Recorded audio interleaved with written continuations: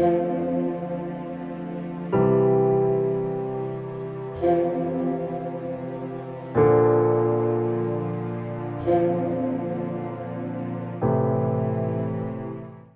لیے آج کی تلاوت اشعیاء نبی کا صحیفہ، اس کا 30 باب 19ویں سے 21ویں اور 23ویں سے 26ویں آیت تک۔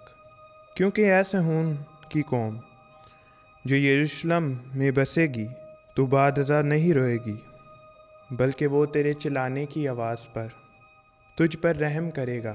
جس وقت وہ سنے گا وہ تجھے جواب دے گا، اور خداوند تجھے تنگی میں روٹی اور دشواری میں پانی دے گا، اور تیرا معلم ہمیشہ کے لیے چھپا نہ رہے گا، بلکہ تیری آنکھیں تیرے معلم کو دیکھیں گی، اور تیرے کان تیرے پیچھے سے بولنے والے کا یہ کلمہ سنیں گے کہ راہ یہی ہے، تم اس پر چلو جب تم دائیں اور جب تم بائیں مڑنا چاہو۔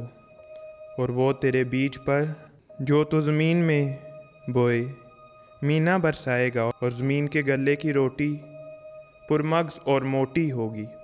اس روز تیرے مواشی وسیع چراگاہوں میں چریں گے، اور بیل اور گدھوں کے بچے جو زمین میں ہل کو کھینچتے ہیں نمکین چارہ کھائیں گے، جو بیلچہ اور چھاس سے اڑ کر صاف کیا گیا ہو۔